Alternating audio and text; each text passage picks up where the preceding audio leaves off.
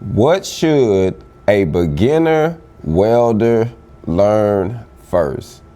Family, I have seen this question been asked across social media, across different platforms, on websites, and everybody has something to say, fam, about what process you should learn first.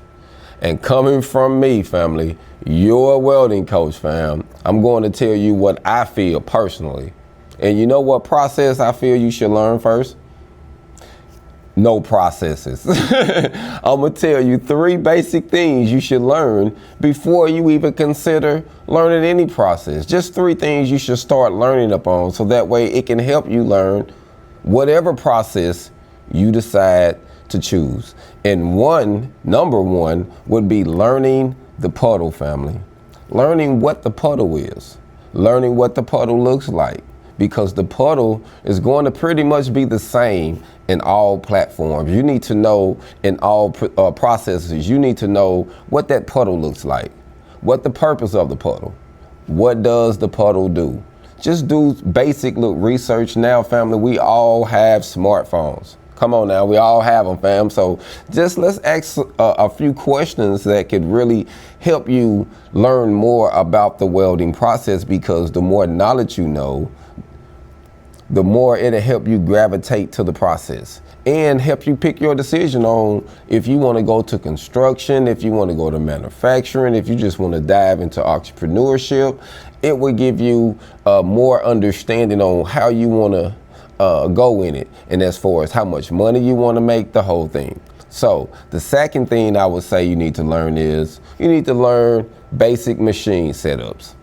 Just basic machine setup. Just start, looking up some videos and learning how to set up some equipment, learning what it looks like. And there's tons of videos with, a lot of products you can buy, especially the name brand products. They have a lot of videos out where they're showing the products on YouTube or showing them on their website, showing them how you, exactly how you use them, how you cut them on, different things like that. And then, it just lets you know, and then you can actually see somebody doing it. And I was always taught, my grandfather taught me this, and I never forget this, family. I'm gonna share it with you. He said, if you can see another man doing it, son, you can do it too. I don't care what it is. And family, that stuck in my mind. So when I was broke, fam, and growing up, we ain't had nothing. I said, man, they got something. That means you can get it. You just got to figure out. And true enough, I got some, fam, and I picked the wrong decisions growing up. I was youngster, so I picked up what I seen in the street life. But you don't have to do that, fam.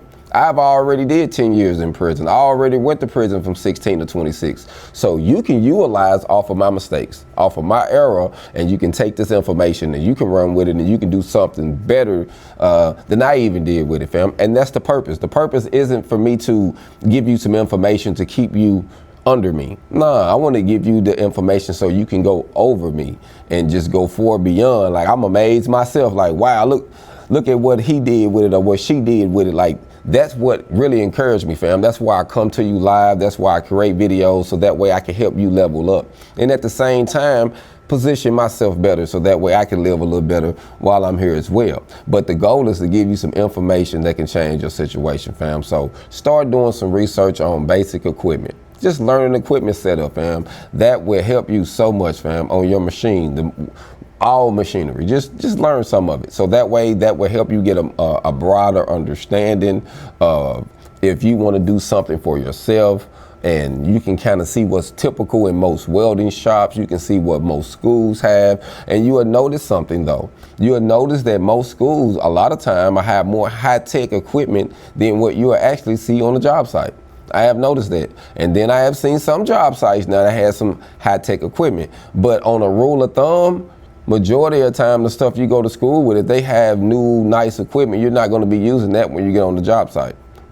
They might have a digital setup, and you might get out there and get some knobs and a dial. You know what I mean? So you have to learn the concept, learn the language. You know what I mean? Learn how you do it both. And I tell you, fam, I think that right there would not only help you increase faster in your education, but it'll also help you be able to not waste as much time once you do choose what process you want.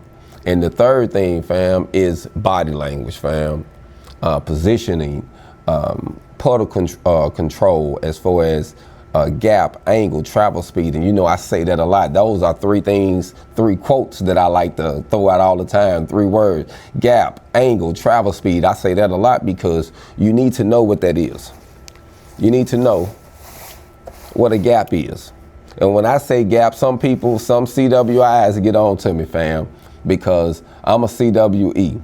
And I could be a CWI, and I actually studied to become one, and then I just like, nah, I don't really want to be one, but I don't knock those who have. And if you want to be one, family, there's good money in it. You invest a little bit, if that's what you want to do, there's good things in it. I'm not knocking that at all. I just didn't want to do it myself. You know what I'm saying? I just didn't want to do it myself, but it is good money in it though. But they might say arc length. You know, they get a little bit more technical than me. So as a welding educator or just as a welding instructor, I'm gonna be raw with you, you know what I mean? So the gap is how close it is to, so say if this is the plate, it's how close this tungsten is to the plate. And we want about an 1/8 inch gap. And normally in all processes you're working in, especially on MIG, well not MIG, but TIG and stick, you're gonna keep it real close, man, about an 1/8 inch. That's why I like starting off with the TIG welding process, which we'll talk about that here in a second. But I feel like just the basic things of learning your gap, angle, travel speed, learning how to position yourself, how to breathe. I can't tell you how many students I have seen that have been welding in the booth or inside the lab that be holding their breath. I said, man, you're gonna pass out. Don't do that, family, don't do that, fam. Because they do it because they're trying to stay straight. You know what I mean? So you get so zoned out on three things, on the angle, gap, and travel speed, that you might get one down and forget two, or you get two down and forget one. But once everything come together in a full circle, 360 for you, you got it, fam, but you got to slow down. That's it. But I would recommend that you would learn that, like watch some videos. Like there's so many things that's out now where it's at your fingertips, literally. Before you go spend money and to go to a welding school, before you even do research, you can do things on your own from your phone. And YouTube is great. And now we have so many different social media platforms that you can really dive on and get information from, that to me it's unreal. So now we don't have no excuse, fam. So if you want to be great, if you want to be a great welder, no matter what country you in, what state, what city you are in, family, you can get started by using your phone. Get started, just figuring out what you want to go. You know what I mean? You don't have to, the teacher, the instructor ain't got to tell you what lane you want to go in if you have already did your research. You have already seen, okay, they pay this amount of money over here, they pay this amount over here. If I join the union said I can do this, but it's after I get so many years of apprenticeship first. So you need to just do your research. That way you can make the most comfortable decision and you won't be making no unrealistic decision. Now, I will say this, certain programs help you get jobs. So certain high-end programs make sure they get you high-end jobs, but you're gonna have to graduate high-end. You know what I mean? There's no exceptions. Just like here, I'm not putting my name on you to help you with no job if you didn't come in majority of the time. We get it, life happens. But if life happens to you 70% time and 30% you coming to work, it ain't gonna work out. That's not gonna work for no job, fam. So, you know, majority of times, most companies want you to deal with your problems way before you come to work or after you come to work. But they want you to come and put your time in and deal with that later, fam, even in business. And one thing about welding or whatever process you're learning, you have to focus on that process. You can't even think about nothing outside. You can't worry about your problems, your kids, your wife, bills, nothing. You have to literally focus on the puddle, fam, and understand the process and make sure the bead is in there good, or it's not going to work out for you, fam. You're going to have problems. You're going to get frustrated. I have seen students get frustrated all because they was dealing with other things, and you can't deal with that and deal with this. And that's one thing too that I love about welding, because it is therapy. It is good for your mental health because it does teach you how to zone things out. Because in life, fam, life is going to happen anyway. And we have to learn how to deal with life even when it happens. So I think that one good thing that welding does, it helps you understand that. It slows things down. Now, before I leave, I'm going to give my recommendation on what process I feel you should learn first. TIG welding, fam. I feel you should learn TIG welding. Now, I'm gonna be honest with you. I just adopted this over the last, I'm gonna say 2-3 years. Over the last close to 3 years is when I adopted. It's been close to 3, but good 2 years I adopted this. And I'm gonna tell you why. I'm old school too, fam. I was raised by old school welders, but I'm only 46. I ain't gonna say I'm old, but I'm only 46, but I was raised by older welders, and I started out on the stick welding process, and the person that taught me was a master pipe welder. So, you know, stick and MIG, stick in the learning how to TIG was very important, but I learned stick first, because he did a lot of water pipe, and it was 60-10, 70-18, 60-10, 70-18. So that's what he drilled in my head. And then I did some roots with the TIG in 70-18, roots with the TIG 70-18, roots with the TIG 70-18. And then I did some TIGing all the way out. You know what I mean? And then I did some with MIG, some with Flux-Core. So I learned how to do it. But what I've learned over the years, that when you're teaching, especially when you're trying to get a person the knowledge that has never been around welding, the TIG process slows everything down, fam. It slows everything down where you really can understand it. You can see the distance, the gap, without the sparks and everything going on around you so aggressively. So that way, once that time comes, you will understand what you have to do. And fam, I implemented this in this setting here inside of the Meta 24 program here at Arkansas Baptist Welding Academy. I implemented the FWP program. That's the fabrication welding program. I implemented the team-based training, the TIG welding block phase first, and the goal was to see if it would help set you up for the rest of the processes.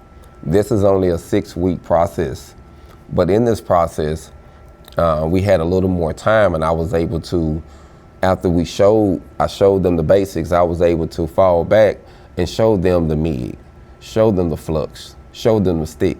After they learned the TIG process, and family, you would be amazed. They was burning rods, family, like you think they was doing this stuff. I was amazed. So I know it works, family, because I implemented it and I seen it work in a 6-week setting. I was able to teach them how to do this and then fall back for 1 week within the 6 weeks. And we didn't do it like the whole week. We did it like maybe an hour. Everybody was doing it about an hour each day within that week. So, or maybe 2 within the class. So, you know, we didn't just spin in. So if you think, if I would have implemented way more time, they could have got way more due to the way that I set the program up, fam. Team-based training, one-on-one. I just didn't throw nobody in no booth and say, hey, figure it out. That's what you're gonna see in most schools. They just throw you in the booth and say, figure it out. But in real life, you're working with people. You teamed up all the time. It's always a camaraderie. So why not have that as you learn? And that would also help you learn the process faster. So that's why I implemented that. And I think that it's important that even if you're pick a certain school, that you team up with someone, that y'all sharpen, you know, one another, give one another tips. Hey man, I did it like this. Hey man, let me see what you got. I did it like that.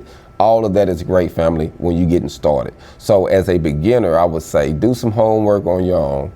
Figure out where you want to go, what you want to do, how much you want to make, what you want to drive, where you want to live. All that good stuff, because ain't nothing wrong with figuring that out.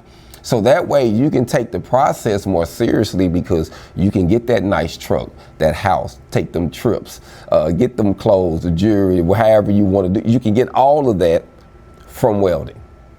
Hog on.